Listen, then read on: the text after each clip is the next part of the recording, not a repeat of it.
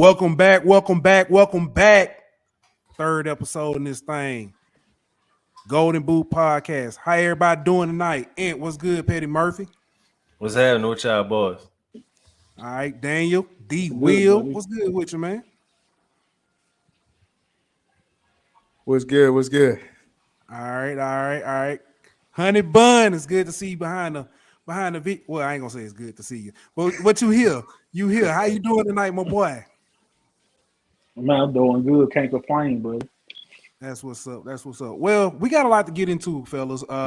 Spring football is here. The Brian Kelly era begins. Brian Kelly opened with a spring presser and talked about his expectations for the spring and stuff, and talked about a little bit of the relationship with the players. Kind of stirred up a little controversy. Well, I ain't gonna say controversy, but he stirred up a few things. Got everybody wondering, how good is the relationship with Kayshawn Boutte? So, Ant, did you hear the presser? Did you hear the comments? What are your thoughts? Yeah, I heard the presser. And honestly, I was glad to hear a lot of things that I heard from Brian Kelly in the presser.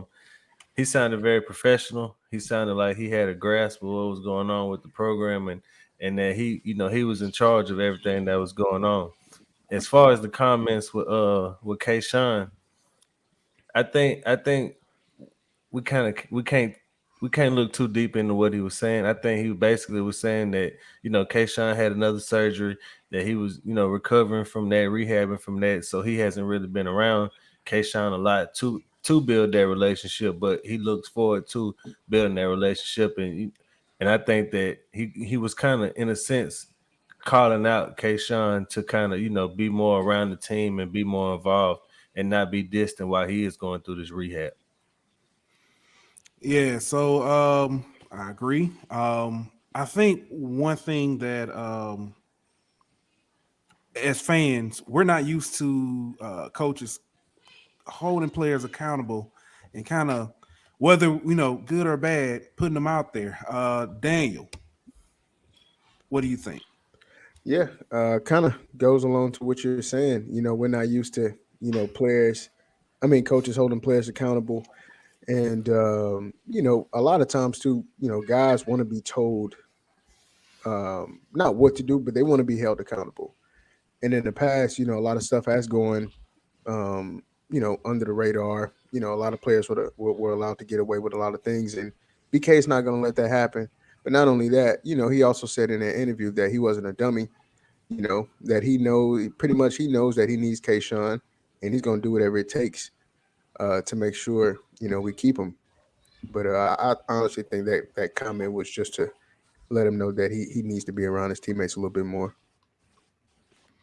All right, so we've seen this before from another pretty good coach talking about a certain player and calling people out, but talking to everybody through the media.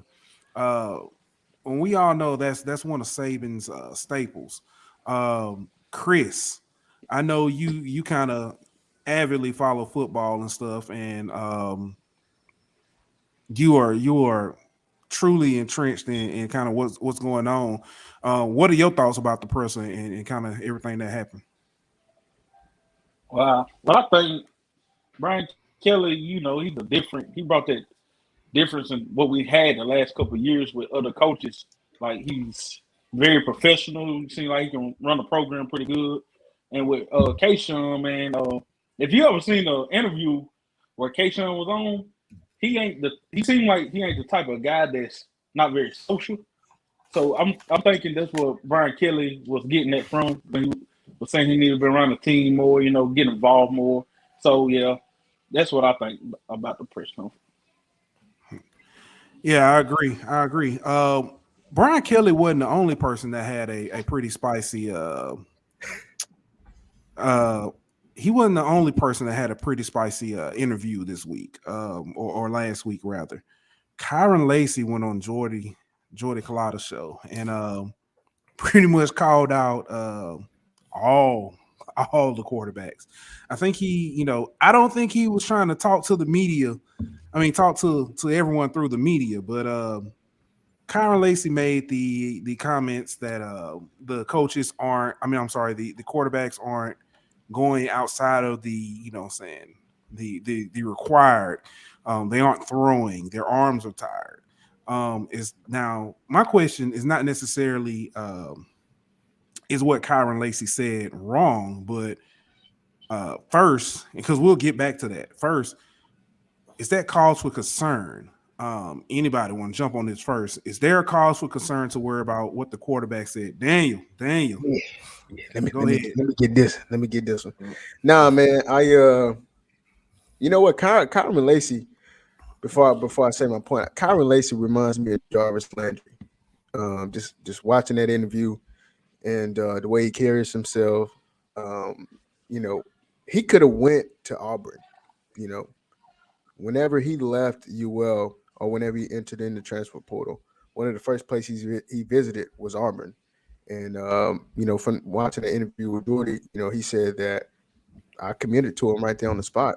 But his parents told him he needed to come to LSU and to check LSU out. And when he got there, he liked everything they were telling him. But what kind of made me get on his side, not get on his side, but become a fan of him without seeing him play was the fact that he chose LSU because he thought that it could make him a better player, even though he knew that the wide receiver room was completely packed. So that tells me a lot about his character, that he's not afraid of competition. And not only that, he said it, he's used to winning. So, it does cause for concern when it comes to, quarterbacks not wanting to put in a little bit of extra, do a little bit of lane yap, because championships aren't won by mistake. You got to be intentional about it. You people that are great, they don't do the bare minimum. You got to go in, you got to put more time in, and then not only that, who knows what could have happened with those guys? Were they injured? Did the coaches put them on account? Before spring practice, we don't know. But at the same time, I like Lace. I like him, man. I like Kyron. I think he a dog. His attitude was. Okay, Yeah, go ahead. yeah. I kind of look at this two different ways. I agree with what Daniel was saying that I like the fact that Kyron, like he said, he came from a winning program. He knows what it takes to win. So he wants everybody on the team to hold themselves to that same standard and do the work, not just the, like he said, prescribed work, but to do that extra work.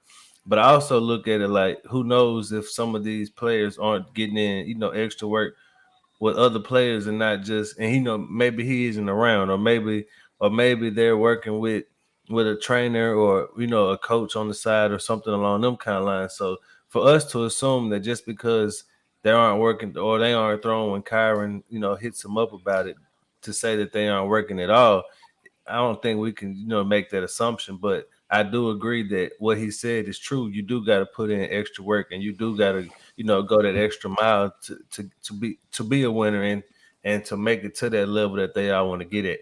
But to this point, I'll ask you this, Pooh Bear. Do you think that what he said is kind of a reason why they go and get a guy like Jaden Daniels? Well, yes. Um, I do fully believe that Jaden Daniels was needed for several reasons. You needed depth. You need quality depth. Um, who's to say that one of these quarterbacks doesn't win the competition or doesn't find himself in a favorable position to see the field and decide to up and leave? We've seen that story before. We've had that. We've had that. Um, only two scholarship quarterbacks. We've been there. Why go back? Um, and also the second reason I feel like Daniels was brought in was because what the coaches probably saw wasn't up to their standard. They really they really wanted to have a quarterback who they felt confident in, someone who can not only run the offense that they wanted to run, because we know that Mike Denbrock in the past has had a we've covered this week 1 or episode 1. Mike Denbrock loves a a dual threat quarterback. So why not? Why not? Again, we saw this in 2018. Lowell and Justin were out of there, and let's be honest. After that spring game, we all thought Justin McMillan was the number 1 quarterback. So why not? That's a good point. Speaking of that, getting to position battles at spring practice. And speaking to Ant, what you just asked about Jaden Daniels, from film that has come out, it looks like Jaden Daniels is starting to separate himself. Thoughts before we get, because I got something else I want to tackle that was kind of brought up today.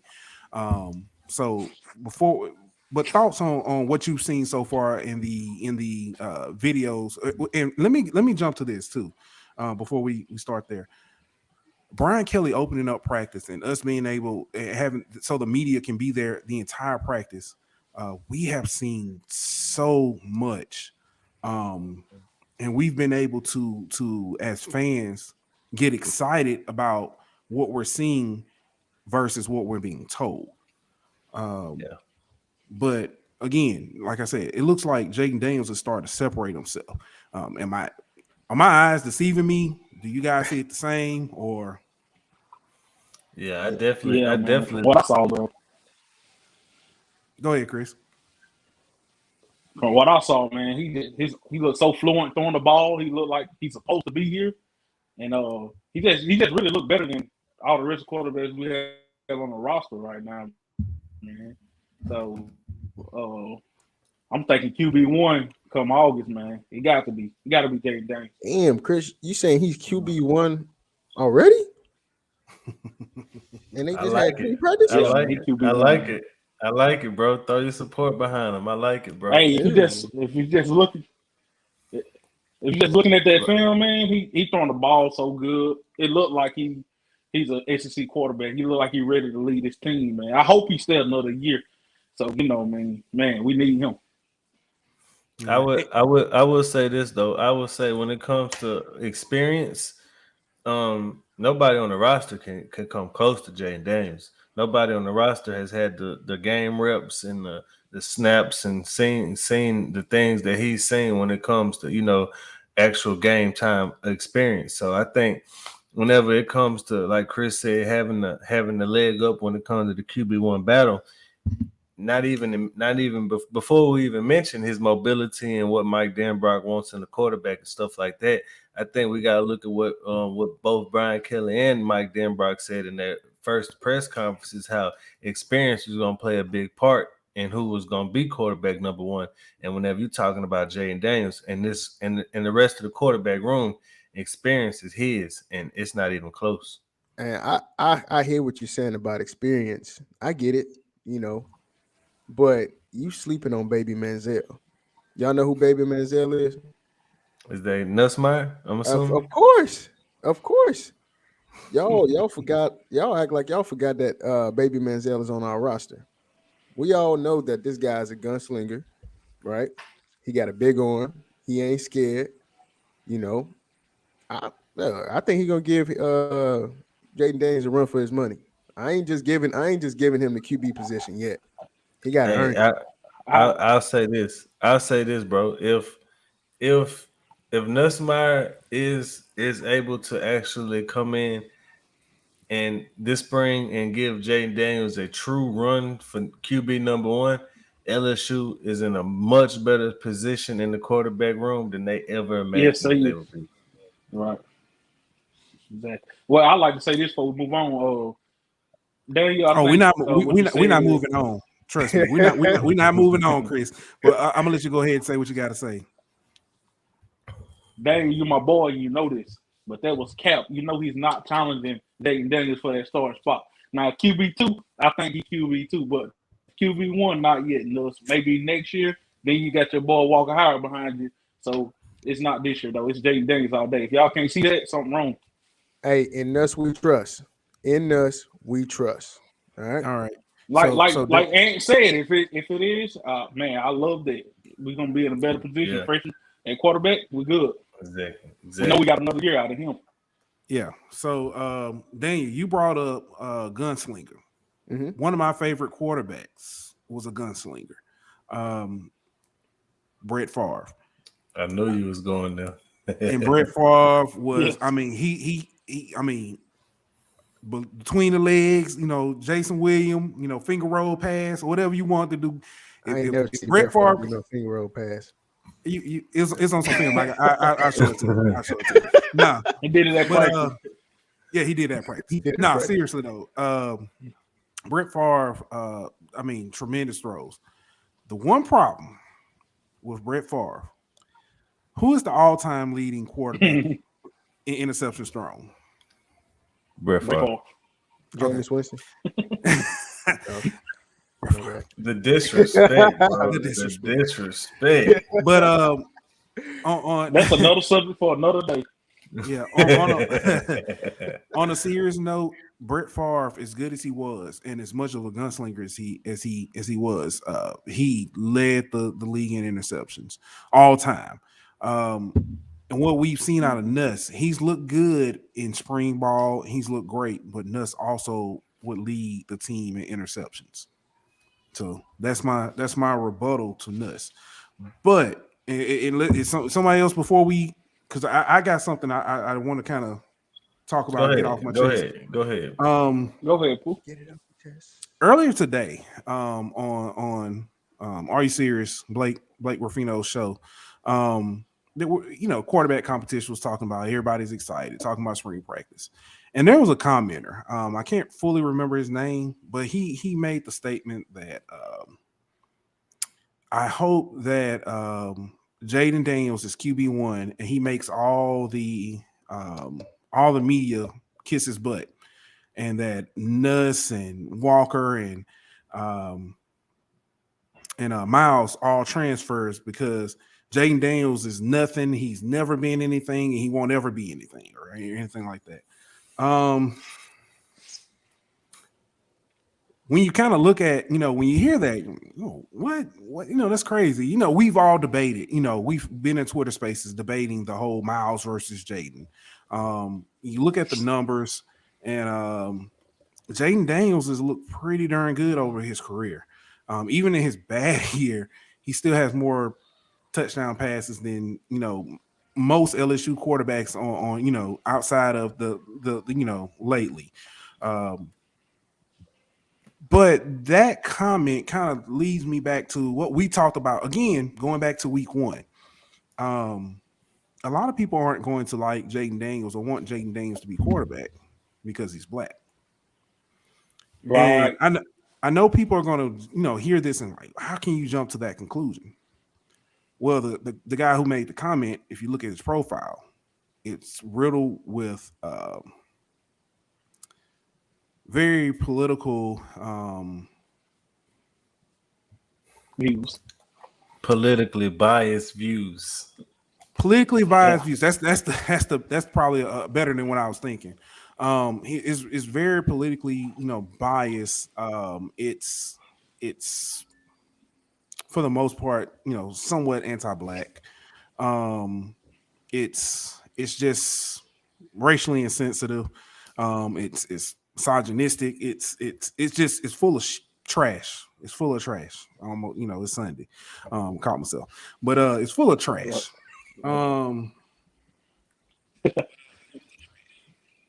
At some point, fans have to if you want what's best for your team, you got to decide whether you want to be racist or you want to win. Or not. They're gonna have to come out the Well, 1960s.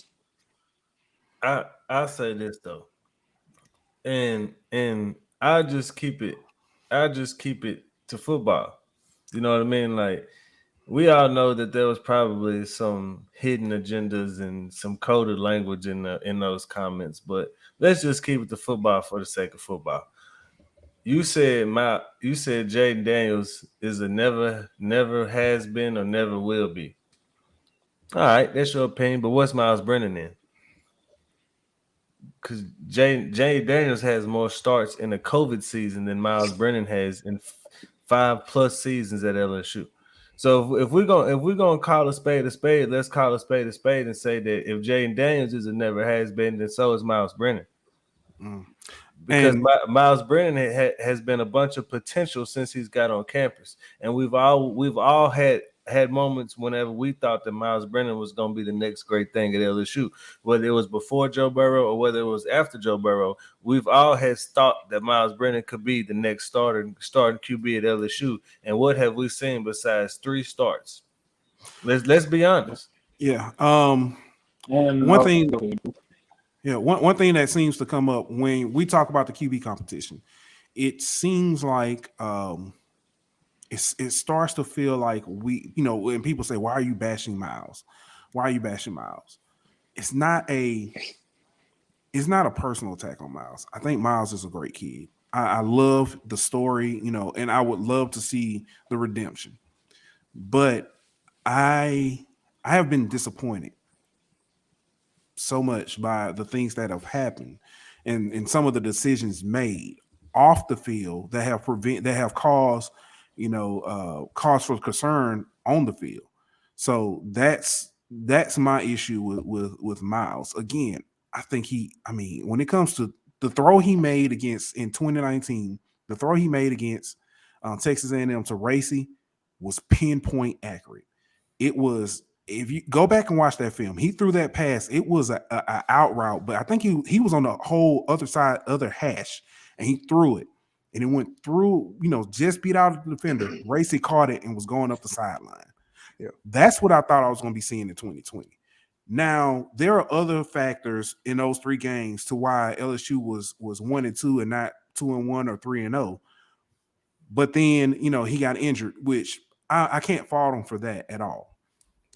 But 2021 happened, and we can't get that out of our heads. We want to move on, but we can't, because the fear of you getting either hurt and we don't have you for the season, or your feelings get hurt and you decide to leave us for the rest of the season. That is what sticks on my mind. Chris, I know you're about to say something. Yeah, I was gonna go back to with the quarterback, kind of racism, man. It ain't only him. If you go on some of those Facebook groups, you're gonna have people in there saying we don't need another scrambling quarterback. Then they go to naming off Lowell Narcisse and Justin McMillan, and you got from Alabama. I can't think of his name right now. All of them leaving. Just naming all the black quarterbacks. No, Peter Parrish.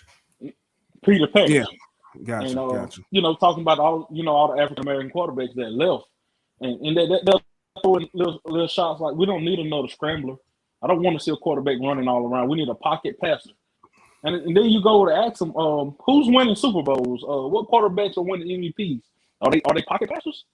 Or those guys that can move, just a little bit, even a little tab. You don't need a statue in the pocket nowadays. You're gonna have to have somebody that can move to win games. That's just how I feel.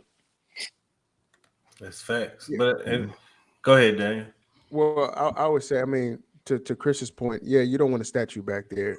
Having a defense account for a quarterback that can actually run, and not only run but can be accurate, can also be able to throw the deep ball. That's something that gives defensive headaches. But LSU fans, you got to, the fans that are against having a black African American quarterback, you got to ask yourself, do you want to win football games? Are you? Who cares? Honestly, you know what I'm saying? Who cares if they're black, white, yellow, green, purple? Can they come here? Can they win football games? And not only that, can they be an outstanding person? Can they be, when you're speaking of quarterbacks, can they be the face of LSU? And I'm honestly, man, I'm sick and tired of these guys, women, whatever, making these comments about these players. They're kids. It's sports. It's football. Who cares about your preference? Who cares that you don't think LSU should have a black quarterback. Dude, it's 2022. This is not the 60s. Do you want to win championships? Can I say this? Can I say this, guys? When it comes to people that look like us as LSU fans, we don't care what color you is. If you can throw the ball and win games for LSU, you'll never hear from us. We ain't back here saying, "Oh, we need a statue. We don't need a statue back there. We don't need a running quarterback." We ain't saying that. If we got a statue that can throw the ball and win 13 games, you'll never hear from us. It's all the old LSU fans that was born before 1940 coming in here saying they don't need a running quarterback. We want a statue. We want a statue back there that can throw in the pocket. You ain't gonna win games like that in 2022. I'm sorry.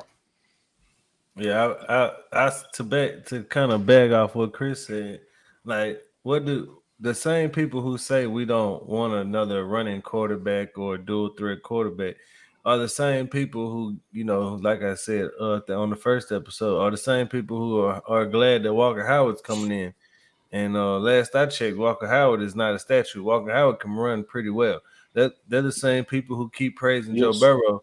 Like Joe Burrow's legs wasn't the reason why we beat Alabama and helped us win the national championship in 2019. So I think they need to watch what they say, and they need to be careful with some of this coded language, because this dual threat or these mobile quarterback, those are some of the same people that y'all love to see in purple and gold. So saying that y'all don't want Jaden Daniels in purple and gold because he fits that same mold, that's kind of hypocritical.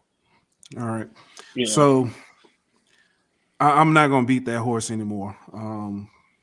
But I do want to ask this question. Outside of quarterback, what are some other position battles that are piquing your interest this spring?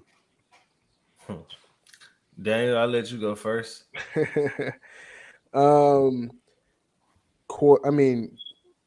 Position battles. I wouldn't say that it's an actual position battle, but I'm interested to see how many carries John Emery is going to get next year. Is it going to be sort of like a 60-40% split between the other 5 guys that are on the roster? Is he going to get 80% of the carries? The reason why I'm saying that, because this kid looked like a Greek goddess. All right, ain't nobody taking his spot. John, with the cuts, if you go to our Twitter page, we posted a video in there showing you how elusive this guy can be. And honestly, I don't think we have a running back on our team that can do what he do. As far as with the speed, with the power, I'm looking forward to that. And then secondly, I'm looking forward to the defensive guys. I'm looking for, of course, you guys know I love the defensive line. So I want to see what that first team defensive line is going to look like. I'm a big Ali Gay fan, and of course, I know we're going to talk about, who we're looking to see. But I'm looking forward to that battle there. I'm gonna go with Chris. Go ahead. I'm gonna go with the linebacker group. I'm interested to see who gonna be the 2 linebackers. Cause I'm thinking we run the 3-4. That's what Matt House known for. I'm interested to see who's gonna be those 2 inside backers. I'm hearing Greg Penn, Baskerville.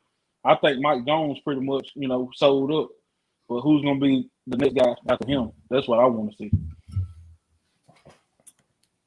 Yeah, as for me, the receiver position, I think we all know when Kayshawn's healthy that he's going to be the guy out there at receiver. But who's going to be the other 2 or maybe 3 guys that's in the starting lineup with him? And defensively, the safety position. I know we got Fouché brought in Greg Brooks, who still got Jay Ward if he's gonna play back there, Sage Ryan, and some of the Derek Davis, some of these other guys that were highly recruited. So the safety position defensively for me and the wide receiver position offensively is the 2 positions that I'm looking forward to watching. Yeah, and you took mine. Wide receivers is definitely what I look at. Wide receivers, and then I think one that's interesting is not necessarily who's going to start, but who's your backup center. I think we all have a good idea of who may be starting at center, but who's going to be the backup? That's going to probably tell a lot. This offensive line rotation. That's something else I'm looking at. Because the way I look at it and the way I feel about this team is we're probably is as much as we talk about quarterback, I in the quarterback battle, I think that our quarterbacks are there's separation in the quarterback room as far as talent level and stuff. But I do feel like our quarterbacks are only as good as that offensive line. So that's kind of where I sit with position battles. We also did see a few changes this spring. I got a quick question too, Pooh. Oh, okay, go ahead. Man, I didn't mean to interrupt you. Oh, but you did. But go ahead. I did. My bad. I'm sorry. I'm sorry. No, you're good. Put a Kanye. Hey, but hey, I had a quick question for you. Hey, this is so random, but I kind of got ADHD like Chris. I want to ask y'all, with our secondary, do y'all think that we're better without Ricks? I wouldn't say that. I wouldn't say we're better without him. I think he would have perfect, with Converse on the other side. But I mean, we can live without him, but we're not better without him because he's a pretty good player. I'm gonna say this. I think the two cornerbacks that we're losing that hurt us the most, probably not the two people are going to think. Losing Nudie and losing Flott. Flott especially. Flott held down. He held down the nickel for the entire time he was there. And then when they did move him to the outside, I mean, there were plays where he got beat, but there weren't many. The first play that Flott, I remember Flott playing was against Texas when I think Christian Fulton went out with a brief like cramp or ankle roll or something, and they threw the ball to one of those elite receivers that Texas had that year, whether it be Eagles or I think it was Colin Johnson on the other side, and they threw it, and Flott was in perfect position. The pass just was perfect, and it had to be a perfect pass to beat him, and he was there against Alabama in 2019. Flott held Henry Ruggs to, I mean, no pun intended, but he locked him up, and it was wrong. I see. I was not trying to go there. I see what you did there. I did not mean it that way, but he did. He locked him up. I see what you did there. Jesus, but he did. Then against against Mississippi State last year, Flott was all over the field. I mean, and most of the year, if I'm not mistaken, Flott graded out as one of the top cornerbacks in the nation. Mm-hmm. So yeah, Nudie. I say this to answer your question, Daniel. In a way, I think we will be better. Because there was times where Ricks he gambled a lot, you know what I mean? And he went for the big play and he gave up some big plays because of that. So I think having more sound guys out there who if they're not going to necessarily take those risks that he took and they won't get beat for as many big plays because of that, I think that helps the defense and that, that not giving up those, 60, 70-yard plays whenever you make a gamble that, that's demoralizing for a defense giving up them plays. So I think not having a guy out there who's going to gamble and give up those plays because of it's going to make us better. Yeah. But a lot of those guys in the NFL that gamble still getting signed every year. Janoris Jenkins, that's what he's known for, taking chances. If you can steal a possession, steal it. I like those type of cornerbacks. I hate he left, you know what I'm saying? I ain't a fan of him no more because he left and went to Alabama. But we're not a better defense without Ricks. If Ricks was here, we'll be a better defense. But the thing is, when Ricks was here, he wasn't out there.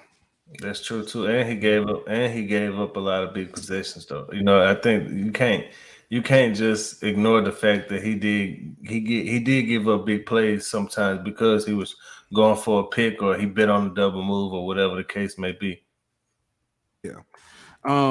So getting back to where we're going, Daniel. Hey, but I appreciate that question. That was a good one. Things we've seen different this spring, and I think part of it is going to carry over into the fall. Um, Media availability.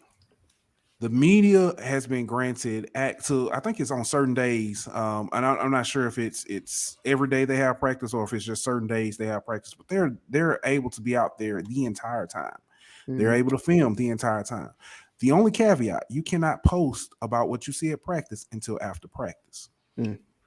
I like it. um I like it. I love it. We're talking about practice. Yeah, we're talking about practice.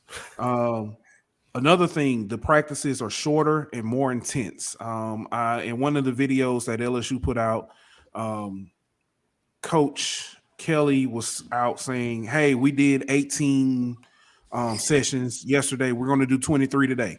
23 today. Everybody humming, you know what I'm saying? And then they break out and they're running everywhere they go. Mm-hmm. Formal military, we had to run everywhere we went. It prepares your body better. You're always on the go. You feel better. Um, I love it, Hey, and it's I'm holding awesome. my hand up like people do in church. One of the things that was a pet peeve of mine was I used to always have coaches that used to say, when you step on the field, you run. You don't walk on the field. Um, you don't walk on the field, you always run. And seeing those guys sprint in, sprint out, I know to some people that might not mean anything, but yes, it does. When you're talking about being intentional about winning a championship, it's the details, it's the small things. Everyone being focused, not jumping off sides, running, the accountability part of it. Um, I love it. All right. Another thing and again, because we have this all this media footage and access, we're able to see things. One person that I see that's emerging as a leader on the defense is who? Mike Jones. Hey, Miggity, miggity, Mike. I love it. So it's we've all after watching, AYS, we've all had a chance to get to know Mike a lot better. With his segments on Thursdays with Blake, we've got to know him a lot better as a person. One day I think I asked the question like, what do you look at doing out, after football? And the question, The it was answer. kind of, The yeah, answer got deep. The answer oh got my deep. God. So the question I was expecting, hey, I like doing, X, Y, and Z. I wouldn't mind. And he started talking about how he wants to give back to his community. The man his father was and with the things he instilled in him. And I was blown away. Um, he's silly as like a kid, but he is so he had the leadership skills he displays. He's definitely emerging as a leader on the defensive side of the ball. Um, any thoughts on who or anything you've heard of else may be emerging as a leader on either other side of the ball? I would say just because we've like kind of like what you were saying, we've seen Mike Jones so much on the AYS on Blake's show. Um, I like the kid. You know, so far he seems like he's ready to step up into that leadership role. Besides that, honestly, I haven't heard too much besides Kyron Lacey. You know, I think that's a guy. If he comes out and he balls and proves himself, if he has that mindset every day, he can definitely become a leader on that team. Yeah, I was gonna say Kyron also, but I think a guy like Baskerville who's been there for a while, and then if you look at it like on the offensive side of the ball, a guy like Jeray Jenkins who's been there for a while in that wide receiver room. I think those are the guys that I kind of expect to take that next step as a leader and kind of set the standard for what this team needs and what this team is expecting from each and every player on the roster. And man, people Yeah, forget about Jeray, man. They don't even yeah. mention him. You Yeah, know? I was just going that. If you think back, Jare saved us 2 years in a row against Right. Florida. Jare has been he's been phenomenal. It's been so quiet kept about him. Now let me ask this question. Now, actually, my next two questions kind of go hand in hand, but they're kind of different. Incoming freshmen, you are excited to see this spring. Yeah. Can I Go go ahead, first? Dan. Because Go ahead, I bro. don't want to steal my mind. All right, so I'm be honest with you. Quincy Wiggins. Mm, If you've seen the picture of this kid, he looks like a stud, man. He looks great. stud, more like that dude look like you said the word Greek Adonis earlier. Yeah, This dude is It looked like he was made in a laboratory, bro. yeah. Hey, but look, I got a player comp for y'all. mm, Y'all remember Julius Peppers? Yeah. yeah. So Peppers in the NFL 6'7", 295. My boy Wiggins as a freshman 6'5", 273. They Okay. kind of got the same body structure. You know, hopefully he can become a more technician. If he does, I think that'll be a pretty good player comp. I got one that's gonna I'm gonna say mine because I don't want Ant to steal mine either. You know, he can steal mine. So I Go got ahead, one. bro. I got one that is. I don't think Ant would have said it anyway, but I just want to get this out there, and it's probably. You better not say the lone snapper. Oh no. All right. Will Campbell. Ooh. I was not gonna say him. If my thoughts, so the video I did see of Will Campbell, he looked good. He looked phenomenal. And if Will Campbell can Pause. hold down if Will Right Campbell, tackle one. Hey, I will say Brian Kelly did say that Will Campbell he was very physical and that he was a beast out there after the if first day of if he practice. can solidify himself Yeah.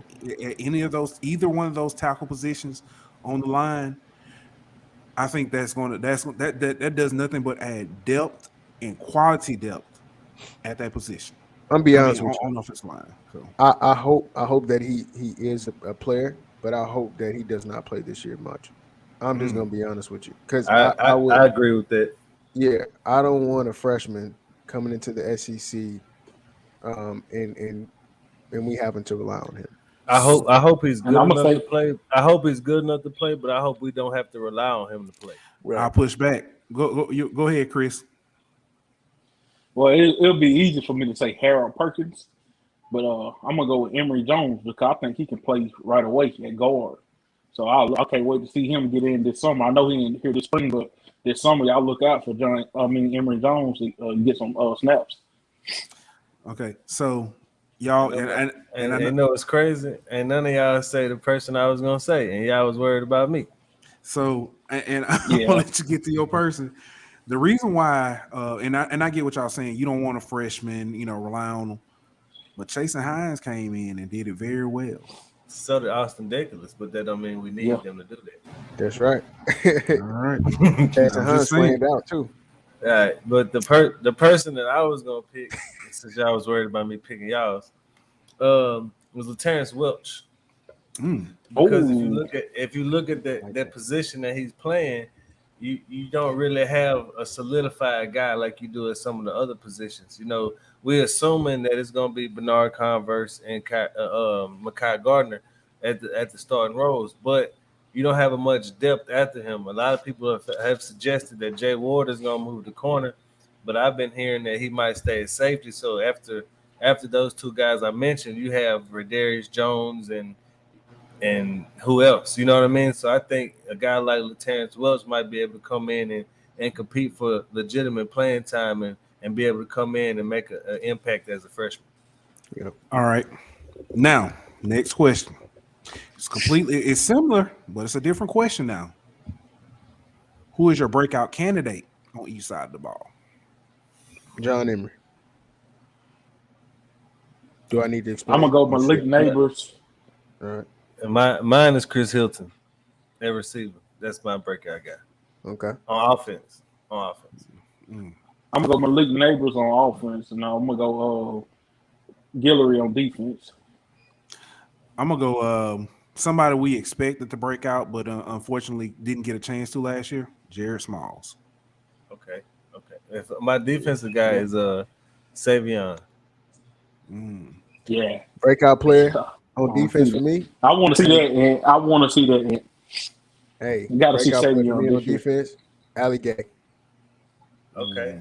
Ali Gay. He Well, stay healthy. If he can stay healthy, He yeah, we stay hadn't healthy, seen. bro. He put in the work. Can you Right. call him a breakout when he has Yeah. You don't have he has one been on. so good, He hasn't especially played much. early in the seasons. Yeah, But he got to play. He got to Yeah. play for a whole season. Right. Okay. Alligator draft stock went up here to down here because of injury. So he broke out already. They was talking He about got him being all a the first tools, round man. pick. I don't think he's broke out. I mean, I think he just had one good game against Mississippi State, and everybody went crazy because of that one good game. No disrespect him like that. No, I'm He's not. he had No. he's Hold had on, more than one. hold on. You gotta let me finish what I was saying, bro. He had at least 3. I give him Okay, that. but what I'm saying is he had a game or two that was good, and people like Ryan Clark was coming out saying, should he sit out for the year? You know what I He mean? did say Like that. that. You know what I mean? That's And so wild. that's what people made his draft stock high, is because he had a few good games and people was coming out saying stuff like that. But to Daniel's point, he hasn't shown that he can stay healthy for a whole season. So in my opinion, if he stays healthy for a whole season and has a year like we think he has, that will be a breakout year. Right. Gotcha. And Daniel, I heard something through the grapevine that he ain't running with the ones. But we can move on. Hey, how many times they practiced Twice. this spring? Hey, We talking about practice. Yeah, we talking Not about a practice. Practice. Hey, give me some time. He'll be there. All right. So moving on, Brian Kelly, I think someone forgot to tell him that he can't recruit, and that he won't fit the culture, because he's going out once again and brought in and pulled in another top recruit in a position of need. Matt Marcoway committed to LSU this week. He's a top 100 player in the nation, and he is a top tight end in the nation.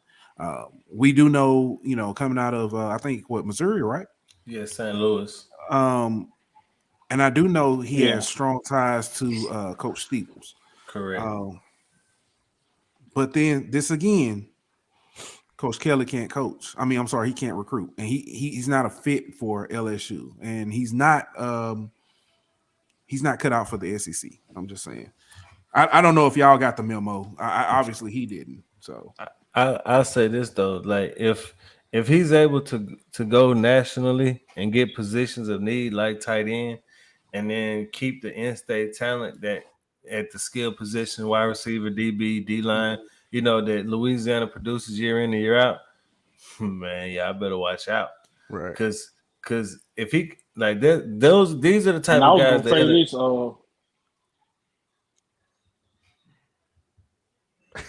What you gonna say? You started it. Come on now, Chris. Come on, Chris. I was gonna say nothing. You started. Right. What you gonna say, Chris? I was gonna ask the question of Steeples.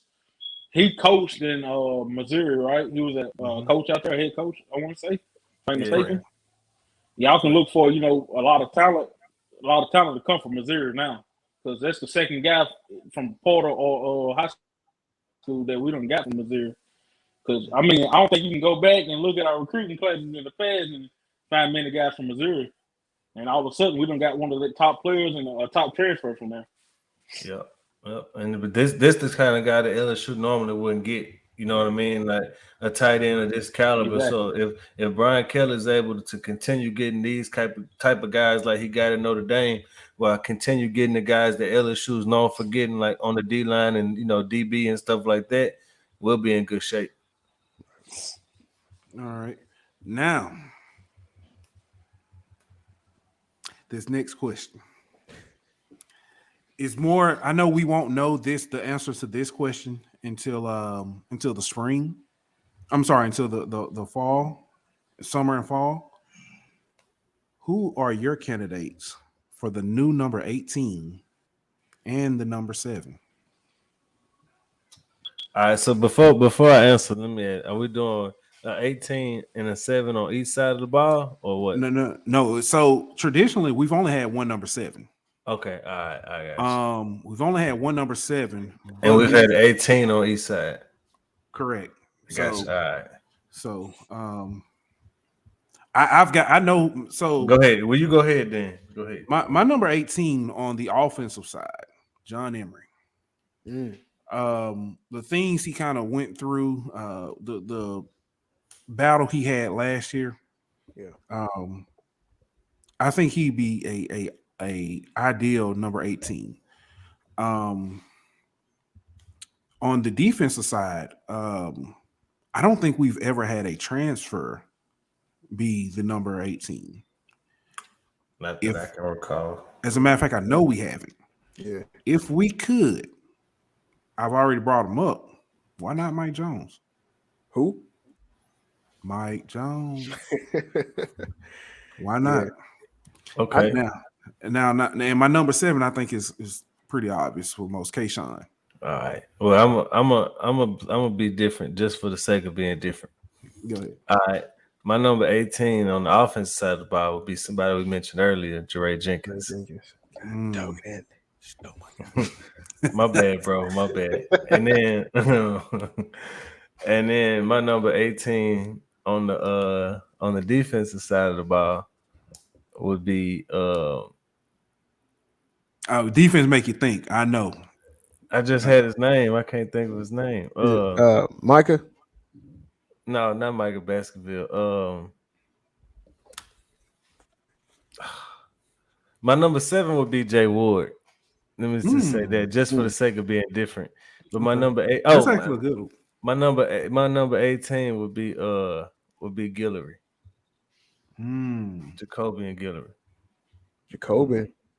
Mm-hmm. This is his 3rd year, isn't it? Okay. Yeah, and I mean he's been. Chris, put your hand down. We're not serving food yet. He's been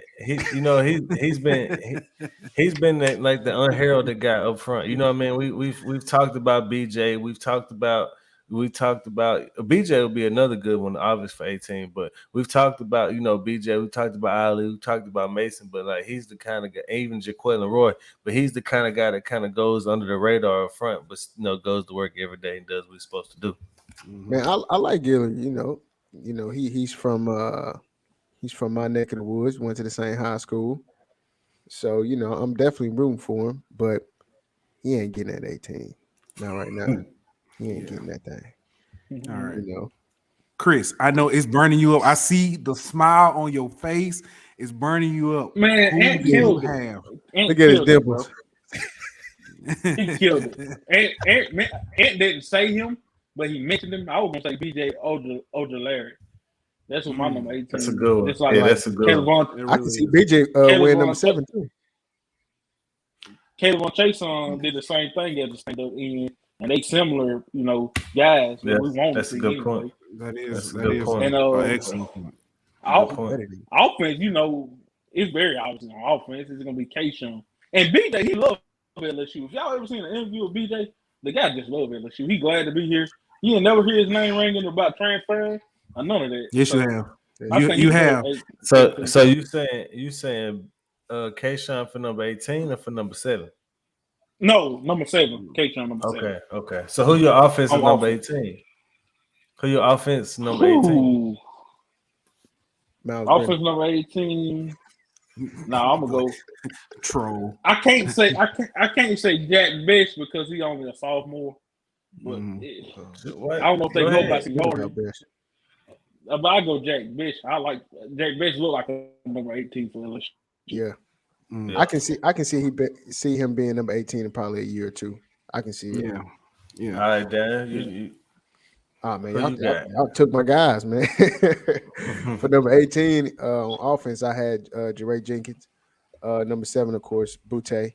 I honestly like Jay Ward as number 7 on defense too. I think that's pretty nice. Yeah. 18 on defense, Mike Jones. He definitely just seems like who? Mike Jones. Yeah, I like that. I like Mike Jones and I like BJ. Honestly, I just said Jacobian just to be different, just for the sake of naming people. We would not have the same people. We know you like being different. All right. The next question. So we know the statue can't be built until 2025. Mhm. Should number 9 go ahead and be retired? Yep. Yeah, Not I even think question. so. It should have been retired once gotta be. Jordan Jefferson took it off. If Billy Cannon, You say Jordan if Billy Cannon Jefferson? retired, though, bro. Why are you a fool?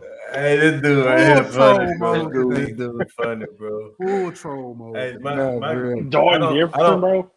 I don't disagree. My question would be though, are you only retiring like Heisman Trophy winners? Like what? Like where are we stopping with that? Because if he get like does the 3 get retired for Kevin Faulk? Do we retire in Tyron's number 7? Like how far are we going with this? So Joe different, bro. Number Joe 7 is a tradition. Tyron, if I'm not was it Tyron did start the number 7 tradition. No, he didn't. Yes, he did. No, Ali Peterson Hosman started number 7. No. I'm finna tell you what happened. Peterson.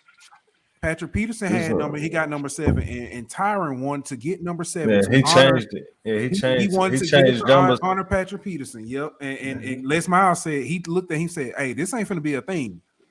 Here we are. Right. Yeah. Les Miles also wanted Jamar Chase to play safety. I'm just saying that too. But Hey, but I get that Burrow different, and I don't disagree that we need to retire number 9. I'm just asking, like, what's the standard for retiring your number? So is it Heisman Trophy? Is it national championship? Like 15-0, Heisman winner, record breaking. He got 3 of the category. Billy Cannon got his jersey retired. You know Joe got his retired. I don't. That's what I'm saying. That's what I'm not disagreeing that Joe shouldn't get his number retired. yeah. That's not what I'm saying. I'm saying like, I know what you're saying. I know Tyrann Mathieu was a Heisman finalist and probably should have won it.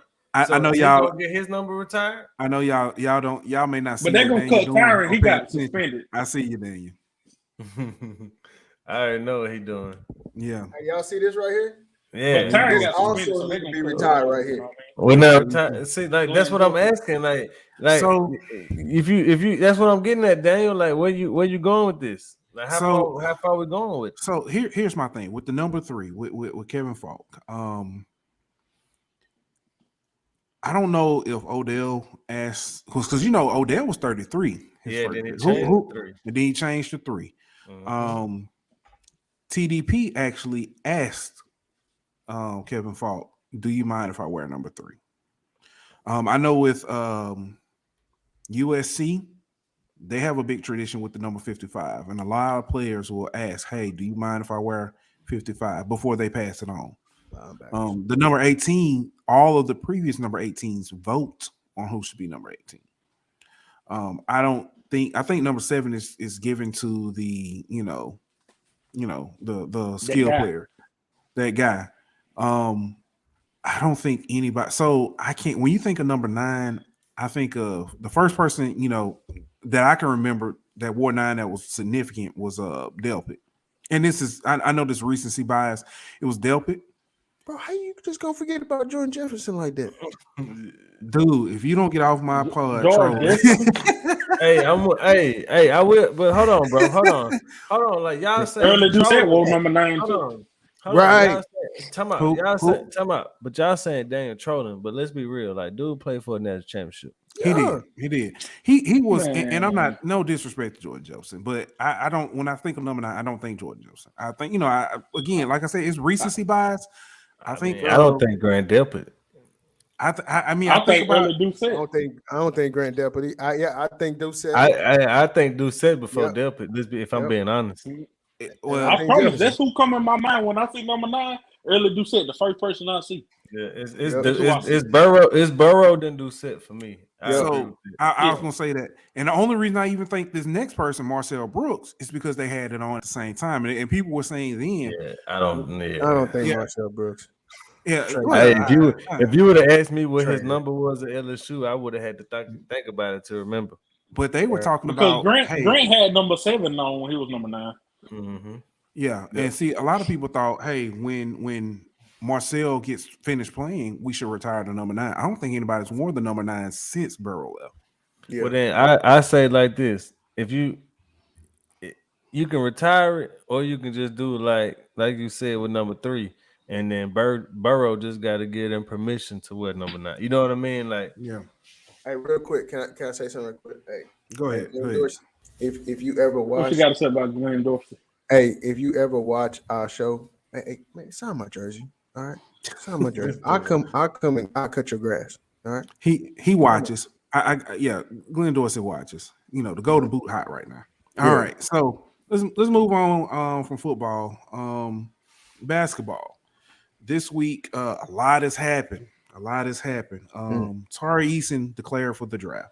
Wish him nothing but success. I think we all kind of saw that one happen. That the season he had, he kept his team afloat, and the team went as he went. On the flip side of that, Pinson, Murray, and Reed are all rumored to be transferring. I don't think Efton Reed has officially made an announcement or anything, but it's again strong rumors. and Fudge is also being rumored to be transferring also. So, but we talked about that. We kind of expected this, and we were wondering if a new coach coming in, would the coach be able to keep this team intact? We didn't know who the coach was going to be. Will he be before the sanctions? And then, bam! Next thing you know, return of the Mac. Mac McMahon is hired. Yeah. Mac McMahon comes from Murray State. He has a 167, and I know that number's off. That sounds wrong. I think it's hold I on, think that's right though, actually. and But he I'm got a sorry, 68% win percentage, right? 69 point something percent win percentage. That boy good. 154 and 67, 154. 69.7% win percentage. He is one of his biggest accolades is Ja Morant. Yep. Perennial contender in the NCAA tournament. Just outstanding coach. Exactly what LSU is, it fits the MO of what Scott Woodward looks for.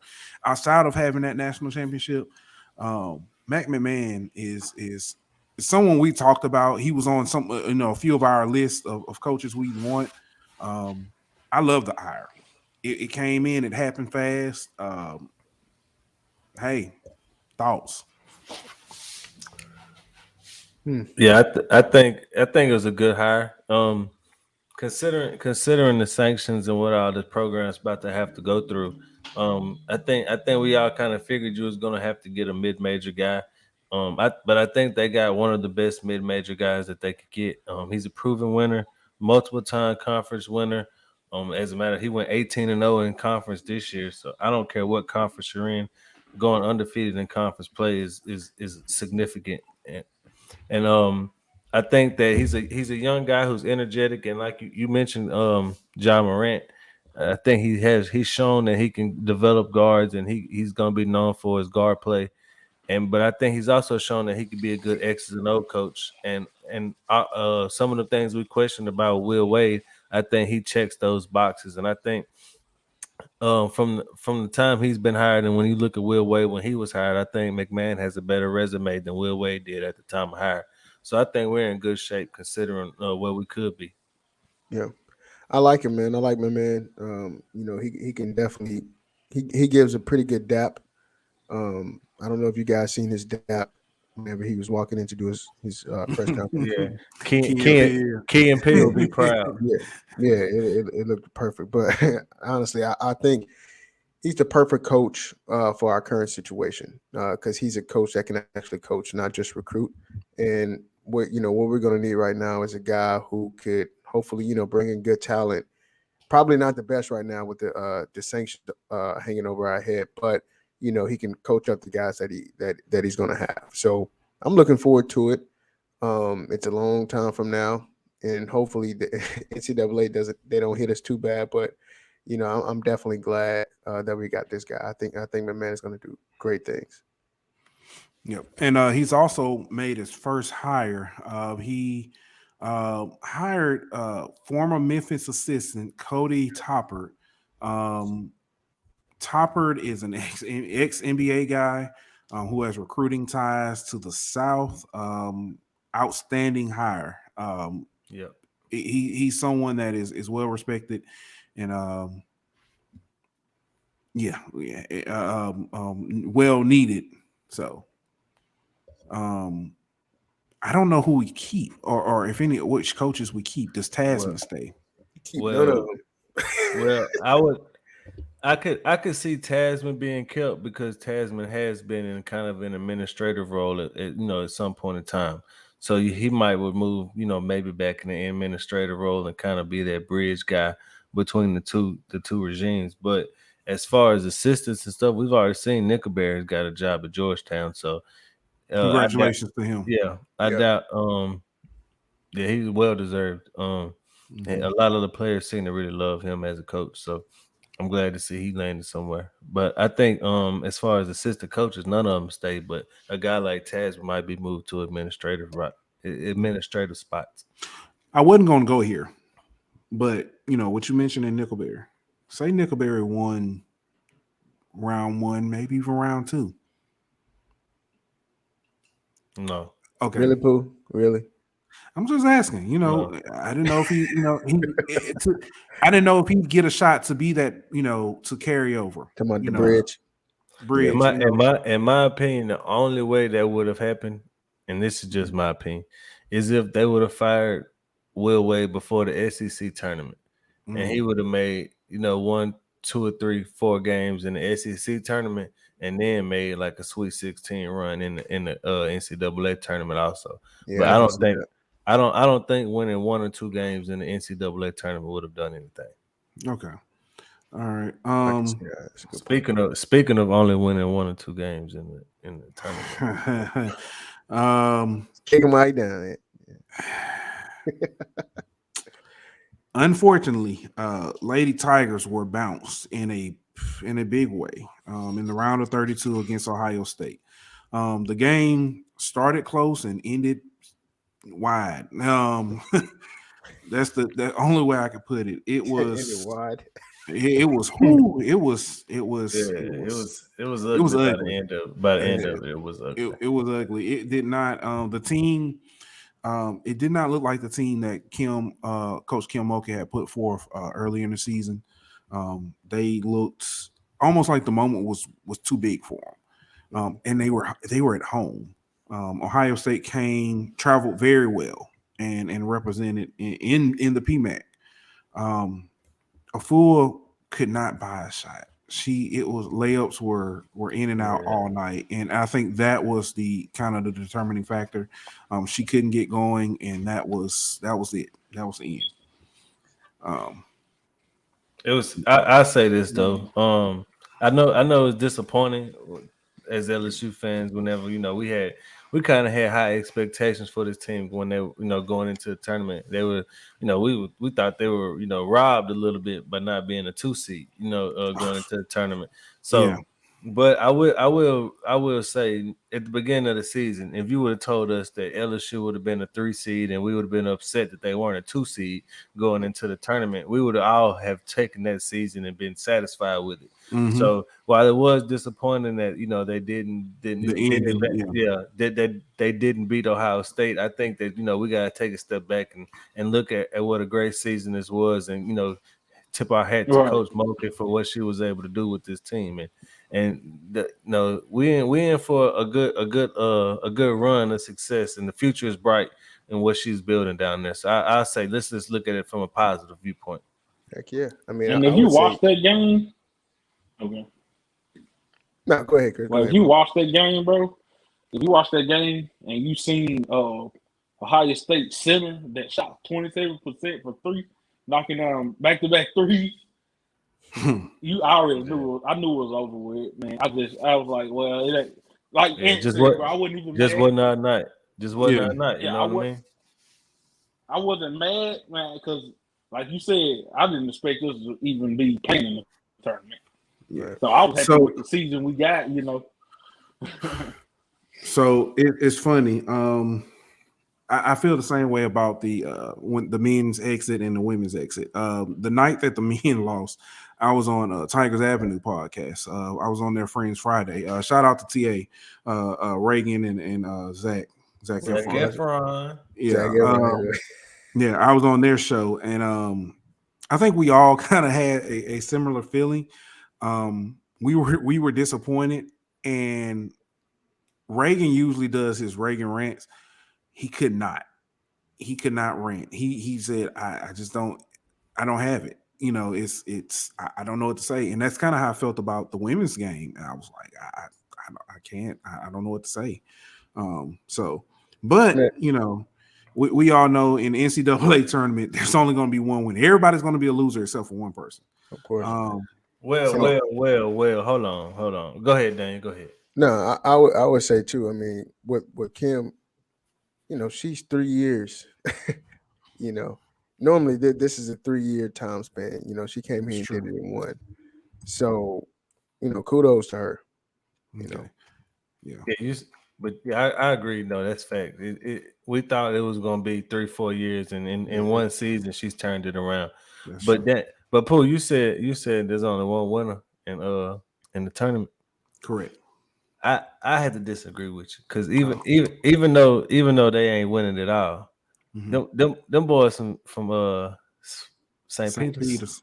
I they give you some that. they some winners. They some I winners. give you that. I give you that. Man, they ain't no winners, man. St. Man, Peter's. So I was actually before we got Ricky on, Bobby. I was looking at it. St. Peter's. nah. St. Peter's, just from a betting standpoint, they were plus 400 in the opening round, plus 780 in the second round, and plus 650 Mm-hmm. in In the the Sweet Sweet 16. 16. So they made a lot of people some money, and I did great. they did great. Yeah. They First far exceeded. first 15 seed to make it to the Sweet 16. So that That's dope. and while I do agree with you though, you know what I mean. Ultimately, they Mhm. lost, No, I'm and messing with you. they not gonna be satisfied. You know what I mean. But Mhm. as they shouldn't be. You know what I mean. As competitors, they should feel like they shouldn't be happy by losing. But from a outside of looking in, just from a casual fan. They all should hang their heads high, 100%. especially that coach, bro. Like he made me a fan after this run. Yeah. I, So go ahead, I would Daniel. I would also say that for that team, whenever the people that are fans of St. Peter's, whenever they talk about this basketball season or basketball, they're always going to talk about this particular team right here. Yeah, this So, this this team full of guys that were unranked coming out of high school. right. Let's remember that next time we say we want a coach that could get 5 stars and this, that, and the other. That this Mhm. team of guys, nobody was even had 1 star and they Hmm. made the Sweet 16. So Coaching coaching matters. matters. Yep. Yeah. So one thing, and I was going to talk about when George Mason made their run back in the day, Mhm. enrollment at the school went up. Yeah. When Butler went back to back to the championship game, enrollment went up. When Loyola Chicago made their run to the Final Four a few years ago, enrollment went up. Yeah. So Hey, don't forget. What was it? UMBC that beat Virginia that year, Maryland, yeah, Baltimore County. yeah. Yeah, they enrollment like doubled, if I'm not mistaken, after they beat Virginia. That's why people love a Wow. winner, man. Yeah, that's Okay. fact. So we were talking about the tourney, and of course we did just mention that St. Peter's lost today, so we are down to the final four. We have a matchup that is written for the books. I mean, it's one that you can make a movie off of. It's the best. It's one of the best rivalries in sports, if we want to be honest. And the fact that this is the first time they've met in the tournament, Yeah. Wow, and it's Coach K's the last. final year. It just man, like you say, it's a movie script. You know what I mean? Like it's a movie script. So It Duke almost sounds too good to be true. UNC, Duke UNC, April 2nd, 8:49. Who y'all got? Hey, I'm riding with Duke, man. Give me Coach K to finish this thing out. Hey, I y'all can't gonna, stand y'all gonna Duke. beat me up for this? Y'all gonna beat me up for this? LSU, we ain't known for basketball. So Duke was the team I cheered for, like when it came to time of March Madness. So I gotta go with Duke and Coach K. We Hey, ain't gonna beat you up for that. I just got a question for you. Was you cheering against LSU whenever Duke and LSU played in the in the tournament No. that year? Mm. No, sir. Mm. I couldn't do that. I couldn't do that. Okay. No. I just had to. I couldn't do Hey, no right or wrong answers. I just had to see where your heart was at. It ain't that Hey. bad. I ain't used to LSU being in the tournament, so I was never used to that. But I had to go with yeah, LSU. I won't. I'm with you, Dane. I don't really care for Duke, so I want UNC to win. Yeah. But if I had to put my money on it, they ain't letting Coach K go out like that. Shoot, man, I'm going with North Carolina because everybody on Duke basketball roster is Carltons. Okay, so I'm going North Carolina. New Carlton or old Carlton? Oh, New Carlton for sure. New Carlton. This dude right here, bro. Hilarious. All right. On the other side, you have Villanova and the only number 1 seed left, Kansas. Yes, sir. Yeah. The most slept on number 1 of it. All these number 1s this year, honestly.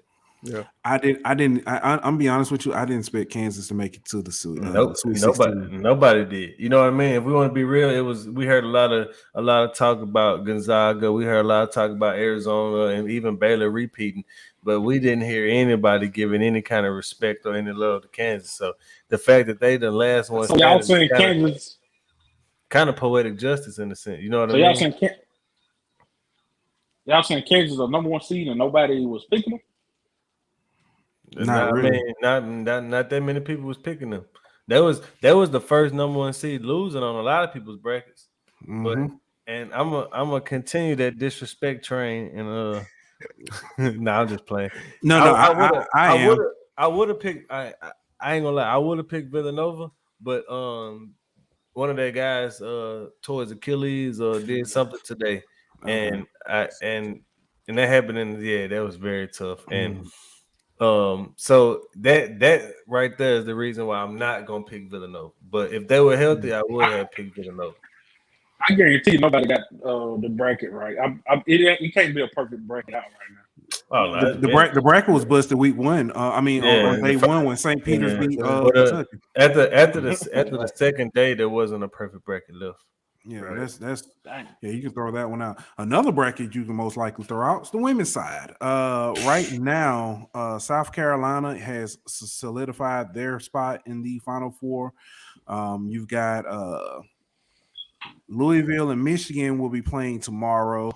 North Carolina State and UConn, which ironically, you've got North Carolina State's the 1 seed and UConn's the 2. Mm-hmm. Right now, Stanford and Texas are battling it out as well to see if they'll get a spot in the Final Four. So we'll probably have to touch on that one next week to see who's there. I from this bracket, Texas. I know Texas has been hot, but Stanford is Stanford. It's hard to pick against how them. is Stanford? How is they always in the mix? I know UConn always there, but Stanford always there too. Because they coach. Tara Vanderveer, that woman can coach, and they grow trees at Stanford. Hey, they got. Hey, are they getting a recruit? Man, yeah, they're getting. You ain't seen that. Y'all ain't seen that chick for Stanford that's dunking. Yes, I was just about to say that. She's got that steal and rocked it. I'm talking about. I'm talking about like better than I ever could have done. Like I'm not talking Lisa Leslie. You know, saying I'm not talking Candace Parker. I'm talking about wow. Yeah, she rocking it. Are they getting them girls out of California? Or are they national recruiting? They national. They getting people from wherever they want to get because I think this girl came from. No, I'm telling you, I think she's from Texas if I'm not mistaken. But honestly, bro, like they up there with the UConns and the South Carolinas and the NCs. Like they get whoever they want, bro. Yeah. When it comes like they a legit powerhouse. But if you ask me, my money on Don Staley. I was just going to say, if I had to bet, I'm not betting against Don. It kind of pains me to say as an LSU guy, but you know they the champ until somebody knock them off. So of course, yeah. Until Moki gets her team together, then we'll stop talking about it. They got to play UConn until Michaela Williams makes it to Baton Rouge. Yeah, bingo. All right, hey. Go ahead, Chris. No, I was just gonna say they do have to play UConn, so man, you can't sleep on them. Chris, we know that. We don't care. Don Staley.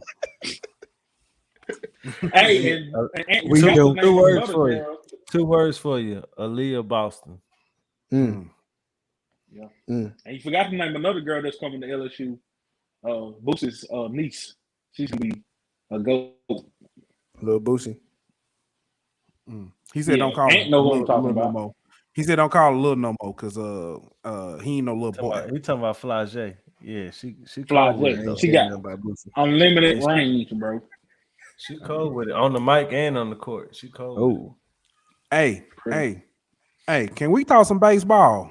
Can no. can we can Hey, we yeah, we can. We can. can we For talk some sure we can. baseball? All We right, can. so I don't know what Jay Johnson did in between Friday night and Saturday, but you just okay, keep on doing that, Hey, Playboy. Chris slept snuck them boys some of them honey buns with cheese. That's what happened. so here we go. That So hit me up. when we first just a little, saying how the sausage is made. We got together Thursday creating our topics that we will talk about this week. Mm-hmm.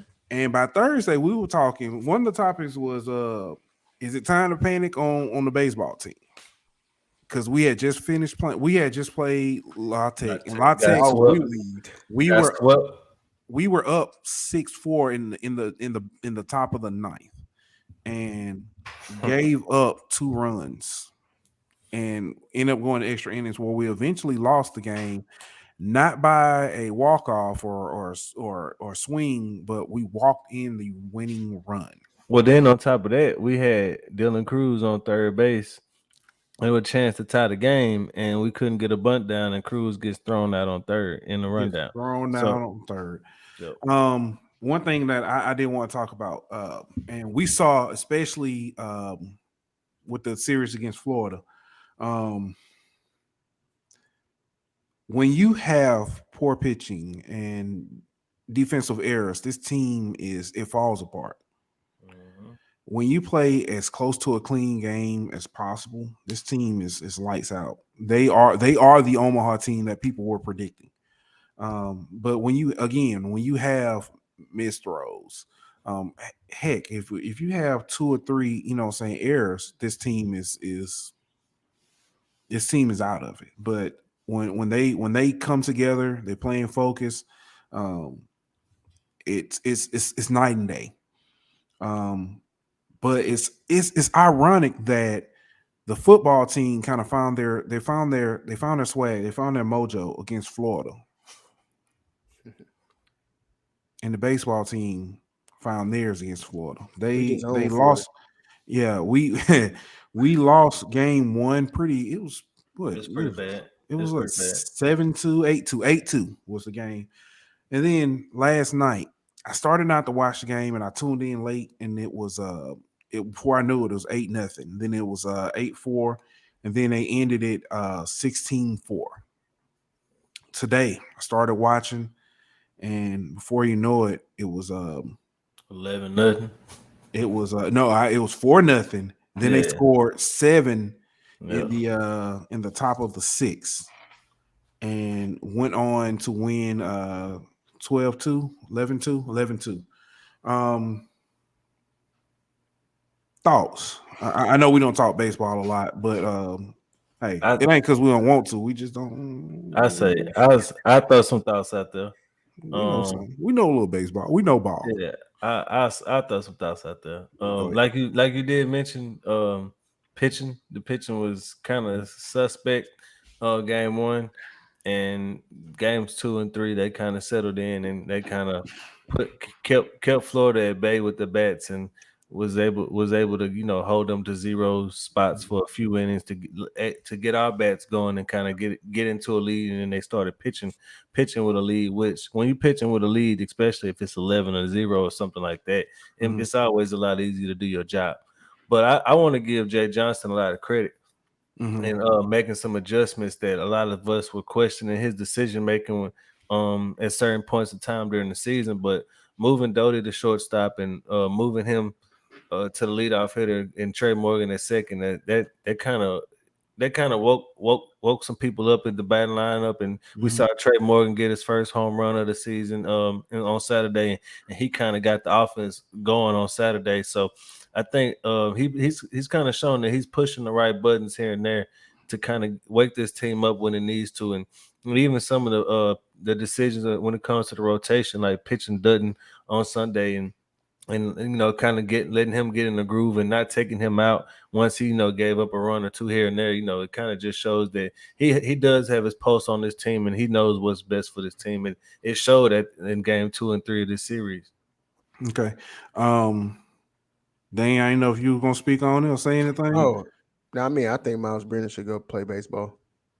Bro. Bro, this dude, right? All right. So one thing that I did notice in this game, it seems like it was a lot of tension in this game.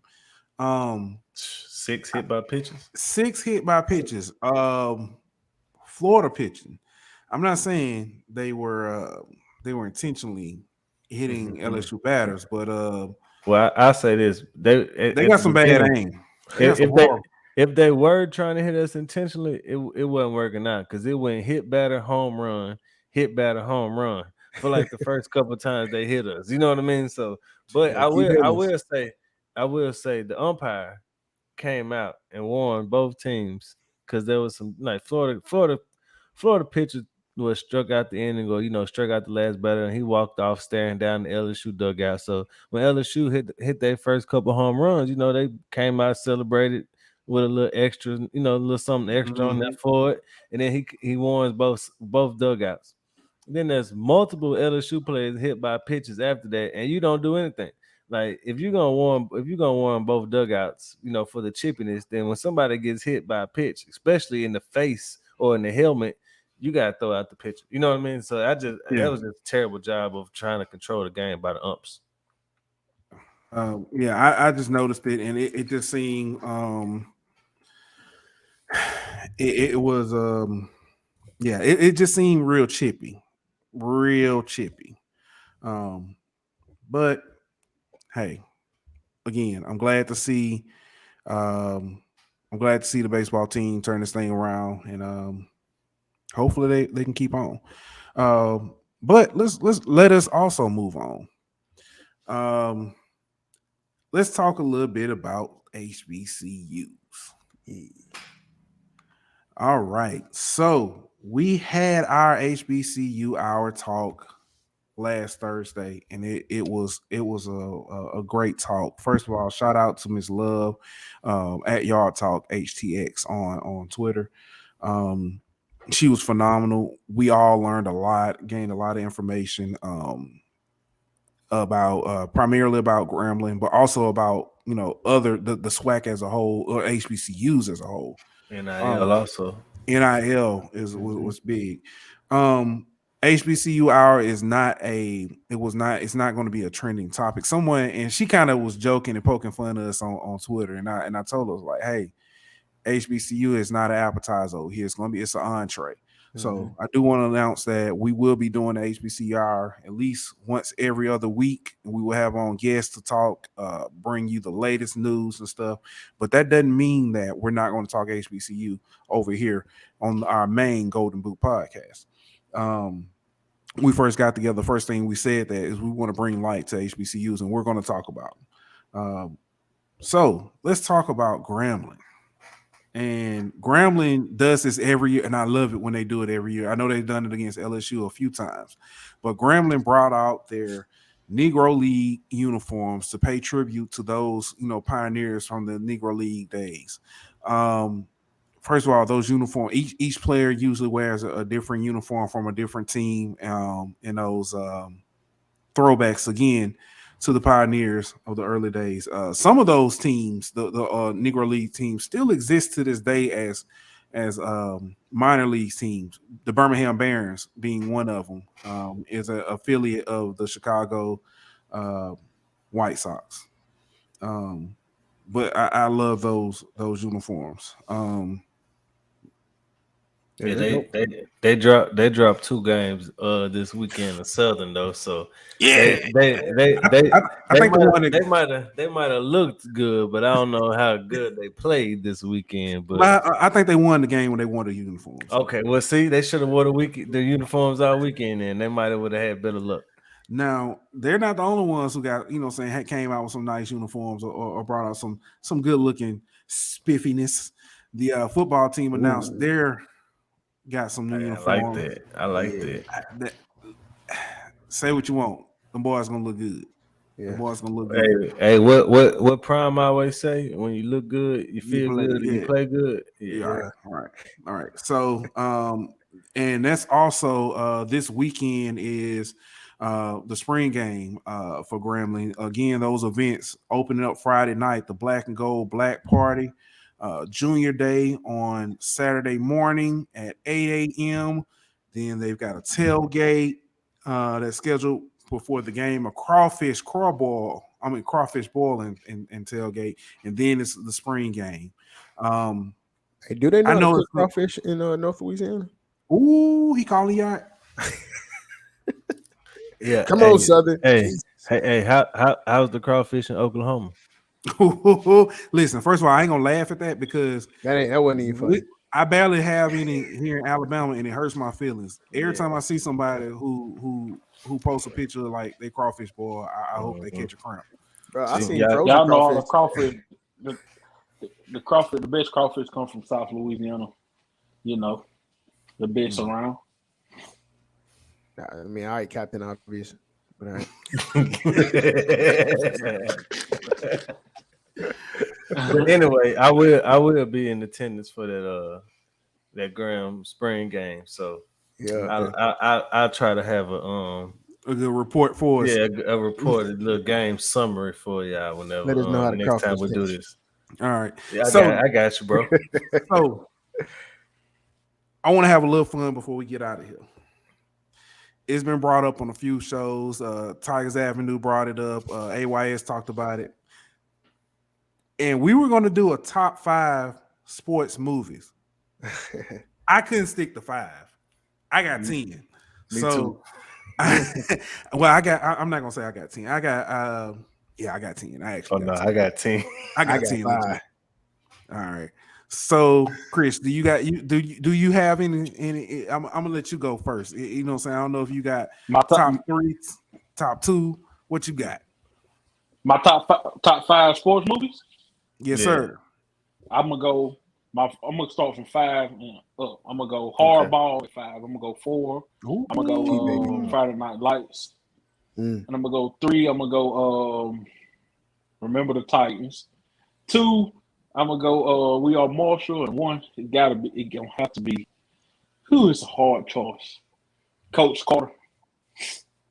Chris got some good That's taste. good. Hey, Hey, I forgot will about say, Hardball. I was just about to say, I forgot How did about I forget Hardball. about G Baby? G baby. I'm still traumatized to this day. I'm Oh finna my have God. to change mine now, Rick. Gee, I got I'm No, I ain't gonna change it though. I ain't gonna throw I'ma stick by Hardball in there, mine. but I I'ma mean, stick by but, mine. hey, that's a good one though. I forgot Oh about my that. God, I forgot about Hardball. Okay, Daniel, what you got for All us? right. So I got 5. I like Chris's approach, starting at 5. So my 5th one is Year of the Bull. If you haven't saw that, What? it's a great movie, bro. It's a documentary. All right. Number 4, number 4 is The Longest Yard. Number 3, The Which Water one? Boy. Which Huh? longest yard? The original. Oh, the one with Longest Adam Yard? Sandler. Okay. Okay, all right, Yeah. all right. The Water Boy. Invincible, one of my favorite movies. And Invincible is a good one. number 1 is not even close. Friday Night Lights. Classic. I Okay. forgot about Waterboy. Yeah. I did, and I think I still Invincible a good one though. That's a good one. I ain't thought that about. is a good one. All right, Yeah. and I haven't seen All right. Invincible yet. All right, I'm with you, Pooh. I got like 10 of them. Well, I do got 10. So number 10, Chris mentioned it. We Are Marshall. Excellent movie. Number 9 is 42.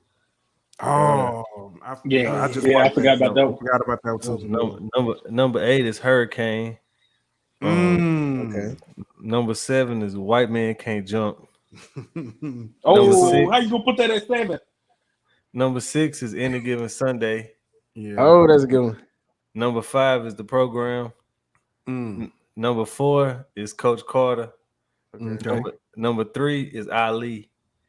Number I forgot 2 is Remember the Titans. Okay. And number 1 is Coach Carter.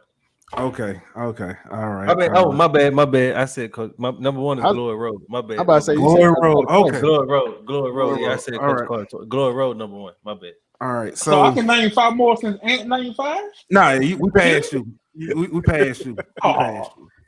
We passed you. So when I started this list, I started naming them. I couldn't put them in the order though. So I'm gonna have to go, you know what I'm saying? I had to just come out with mine and I have to replace one of mine because I forgot all of well, no, I don't. No, I don't. No, I don't. I'm gonna stick with what I got.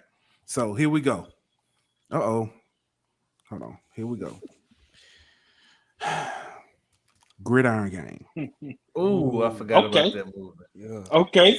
Friday Night Lights. One, I know y'all ain't do this one, but Pride. Y'all remember Pride I with the never swimming seen movie? Pride. Yeah, with the swimming movie. Swimming movie. All right. Yeah, Any Given Sunday. Swimming movie. Remember the Titans. White Men Can't Jump. Coach Carter. I know y'all. Okay, this next one. I know y'all probably don't remember it. It might, Unnecessary Roughness. Okay. Yeah, I remember that. How nobody ain't All gonna put He Got Game on their list? I forgot about He Got Game. I'm be honest with Ooh, you. I forgot. But, Hey, what but- about Love and Basketball? Wait, hold up, wait a Man, minute. it's all Hold up, wait a minute. I don't know how y'all did not have this. The Sandlot. Okay. Oh, Yeah. Hey, you know what? You killing me, Smalls. You killing me, what? Smalls. You know what Wait, movie I forgot? I ain't even hold up. I ain't even finished. I I got got one this too, last though. one. I know. How do you forget this one? Space Jam, Michael Jordan version. Okay. yeah, That movie it's was, a that mid. movie It's was like 10. trash. Wait, What? Yeah, you say Space Space Jam, Jam? Michael Jordan I version? did. I The can't first believe Space Jam. It was all right, but it That ain't movie was mention trash. worthy. what? It wasn't It all was that. trash, mention bro. It ain't. All right. Well, Hey, have you believe I have you can watched fly? have you watched that movie as thank an y'all for the adult? pod. Have you Let's go watched ahead that and go to- movie as an adult? No, I haven't. All right, then go watch it again as I an agree adult with and get Ant. back with me. I Go agree. back. With, I watched it I with my agree with kid Ant, not bro. too long ago, Hey, and I was like, bro, I this got ain't one. as good I got as one I for thought it y'all. was. It's a got very one for y'all. forgettable movie, bro. Forget. Now, Hey, okay. I would say this though. One movie I forgot was Blue Chips. That was one I Oh forgot. my goodness. Yeah, that's It's the a one with lot of Shaq on it. Yeah. Yeah. Hey, I got one for y'all. Yeah. Go ahead. Y'all remember Never Back Down? Ah, yeah, the UFC movie. Yeah. Ah, that's a fire Oh, movie. yeah. That's a Yeah. fire movie. Yeah. Ain't nobody say Hoosiers. Ain't nobody. I thought we I, didn't Because it was trash. we I didn't had mention Hoosiers on my we list. didn't and we I didn't took them mention off. like Bull Durham or the natural no baseball movie. I said 42, but that was the only one. Angels in the if- outfield. if And I- you if know I- Angels in the what's wrong? outfield. Yeah. Oh, Chris, Jesus. He Angels got in the happy. outfield, bro. Ain't Okay. nobody say Little Giants. And that was my or nothing. favorite movie Oh, when I was growing up. Little John's hard. I tell you what, Annexation of Puerto Rico. Bro, He Got Game is a top 5 sports movie though.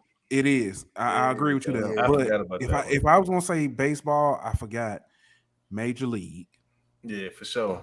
Yeah. and the Rookie, The Rookie. Yeah, Yep. Rookie's the one with the Who, bro? What's the not- movie with the monkey at the picture? Hey, what about Rudy? Nobody gonna rate Rudy? That movie was where trash. he was outside. That's a classic. Anyway, Hey, He was I agree. outside. I agree with Daniel though. Invincible better than Rookie. Heck I yeah. mean, Alright. it's better than Rudy for sure. Hey, Will Marshall cold too. That movie I have cold. not watched We Are. I I know the named story it. That behind was it, my but I top have five. not watched it. I'm gonna go ahead and watch it because the look Bro. on y'all face. I know. Yeah, that's a great movie. Hey, what about the Replacements? Speaking of AYS, I do like the NBA. replacements. I do like the replacements, but I heard that. I thought somebody named the replacement. Hey, In the No, it's replacements, not like here. when the women take over for No, That's the other baseball movie. A League A of League of Their Their Own. Own. Okay. That's Yeah. the one. Yeah, that's one you got. There's no crying in baseball. Yeah. Hey, I can watch what that about every what day. about what about this sport? What about this movie? Jerry Maguire. Okay. Show me the money. What Yeah. about the Show me the what's money. the Yeah. What's the Let's other go. movie when the woman coach football? It's called Black Cats, Wildcats, or something. Wildcat. Wildcat. Yeah, Yeah, that was a good movie too. Yeah. So all Hey, right, we're gonna go all night if we just keep all looking right, at the movies. all right. Here we go. Doors of the church is open.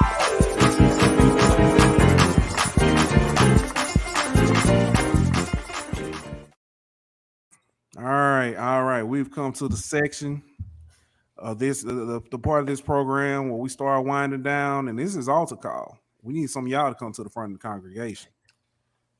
Who going first today? Should I go? Mine pretty simple. I want Tom Brady to come to the altar. My man Tom Brady decided about a week ago that he was going to come out of retirement, right? Tom Brady, you are pathetic. Okay. I think Tom Brady is ring chasing. All right. He's doing the same thing these NBA stars do. They try to hop on different teams and try to go to the hottest team.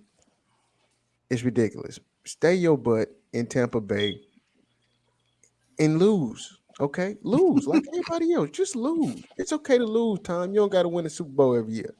All right, leave Miami alone and stay in Tampa. Shame. All right, Chris. I'm gonna call out the 8 teams that didn't show up to JSU's pro day. You could have sent the water boy. You could have sent the camera lady or somebody. Don't be disrespectful and not just come at all, man. Go to them guys. You got quality players at those HBCUs. Don't be disrespectful. Them guys work hard every day, just like the Power 5 schools. Send somebody, bro. That boy said something. All right, and you ready? Yeah, I wanna call out LSU fans in a sense. Get them. We gotta stop being so overreactionary, man. We lost the game to Louisiana Tech, and we lost one game to Florida, and everybody was questioning whether or not Jake Johnson was the guy for the job, and should we find another coach, and all these kind of things. Then we win 2 back-to-back against Florida and take the series, and now people are saying that this is an Omaha team again, and we World Series bound. Like let's pump the brakes a little bit. Let's let the season play out, and let's see who we are at the end of the season. Let's stop overreacting to every game. Yeah, All right, Baton Rouge Media. I need y'all to step up. preach. First, you was upset that Brian Kelly wasn't doing interviews. He wasn't doing press conferences. Then Brian Kelly not only does one press conference, he does 2 to introduce his new style. Then Brian Kelly opens up practice. And what do? You complain that you got to wait till the end of practice to send out information. And then young journalist makes a mistake.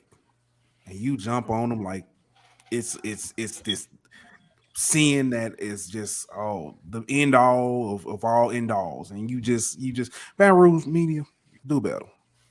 Come on, y'all have jumped on good coaches, y'all have jumped on bad coaches, and you defend the undefendable. Come on, let's do better. Got to do better. Got to do better.